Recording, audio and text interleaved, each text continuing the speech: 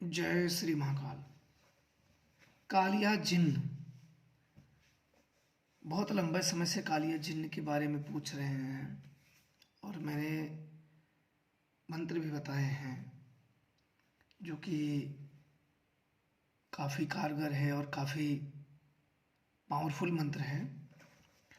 कालिया जिन्न जिन्नों में बहुत ही शक्तिशाली जिन्न है और सिद्ध होने के बाद बहुत ही आज्ञाकारी होता है। अगर आप सही तरीके से इसे सिद्ध कर पाते हो तो यह वीर सिद्ध होने के बाद बहुत ही आज्ञाकारी होता है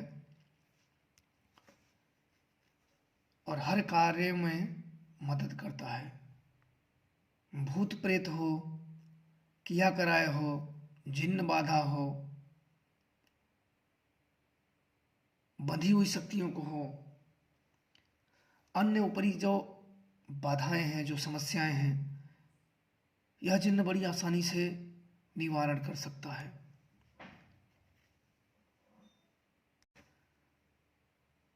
और कालिया जिन्न सिद्ध होने के बाद बहुत ही आज्ञाकारी होता है। इसकी सिद्धियां बड़ी कठिन होती है। गुरु दीक्षा और गुरु मार्गदर्शन होना बहुत जरूरी है। और सर्वप्रथम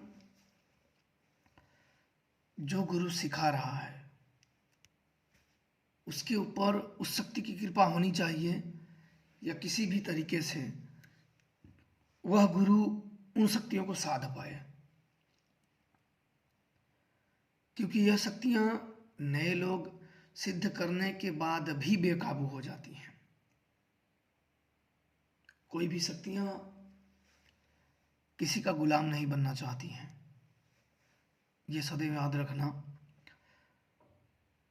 और गुरु वचन द्वारा, गुरु मंत्रों द्वारा और गुरु आज्ञा द्वारा ही इस प्रकार की शक्तियां सिद्ध होती हैं। अन्यथा स्वयं का विनाश निश्चित है। आप ऐसा ना सोचे कि आपने मंत्र मिल गया और आप जपना शुरू कर दिए तो कालिया जिन्न आ गया और आपका गुलाम बन के बैठ गया। उसके बाद इतना आसानी से नहीं होता है। सबसे पहले अगर वह आ भी गया तो आपको ही नुकसान करने की कोशिश करेगा, या तो आएगा ही नहीं, या तो शक्तियों के माध्यम से उसे बुलाया जाए। आप ऐसे नहीं कि बैठ गए और बुलाने लगे और आ गया, आपका काम करना शुरू कर दिया। हाँ, इंसान तो व्यक्ति को जल्दी, हर कामों में जल्द ही रहती है, सोचते हैं कि जल्द हो जाए, पर होता नहीं है ऐसा। इसलिए इसमें काफ़ी, इसके विधान काफ़ी जटिल होते हैं। इसे बहुत बारीकी से समझना होता है और गुरु के मार्गदर्शन में ही, गुरु के मार्गदर्शन में ही इस प्रकार की साधनाएं की जाती हैं।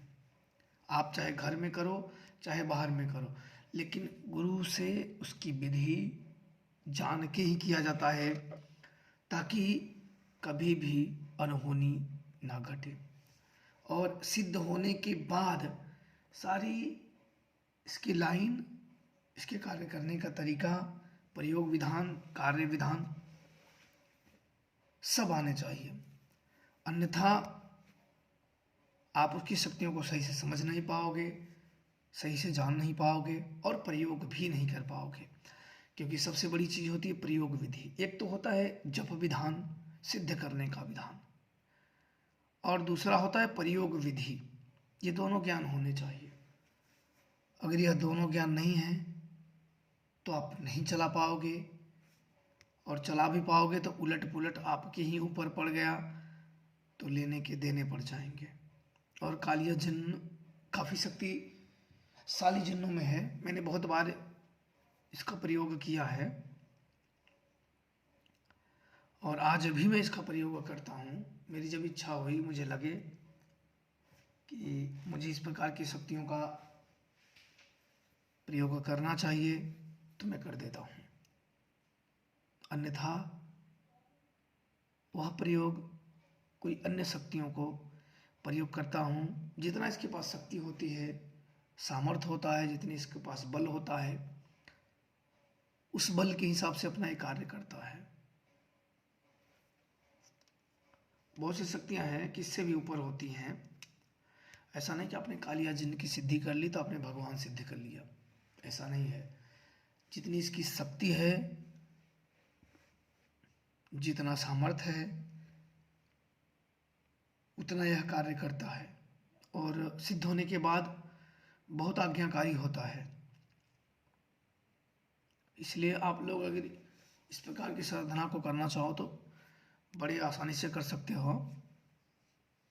प्रयोग ही बहुत ही सरल है, जो कि मैंने मंत्र और अन्य वीडियो में मैं बता चुका हूँ। कालिया जिन्न, जिन्नों का सरदार, लगी पुकार करो स्वीकार। वो अपने गिरोह का, जितना उसके गिरोह में जिन्न है उन लोगों का सरदार है, नहीं कि सभी का सरदार। जो उनके गिरोह में जिन्न है उसके नीचे काफ़ी जिन्न काम करते हैं और इसलिए इसे काफ़ी पावरफुल, शक्तिशाली की उपाधि दी गई है। और इसे महसूस और देखने के लिए, जानने के लिए योग और ध्यान दोनों होने चाहिए। जिसको योग ध्यान न आता हो उसे शक्तियां कभी दर्शन नहीं देती हैं। यह साधने के लिए दोनों आने चाहिए, तभी आप इस प्रकार के प्रयोगों को कर सकते हैं। अन्यथा लाभ के स्थान पे आपको हानि ही होगी। लालच के इरादे से बिल्कुल ही ना करें। श्रद्धा विश्वास की भावना जरूर होनी चाहिए, तभी आप ऐसी साधनाओं में सफल हो सकते हो। अन्यथा किसी सिद्ध या योग्य गुरु के मार्गदर्शन में उनसे विधि विधान जान ले, पूछ ले, तब इस प्रकार की साधनाएं करिए तो आपके लिए ज़्यादा ठीक रहेगा। तो आप लोग खुश रहें, प्रसन्न रहें। जय श्री महाकाल।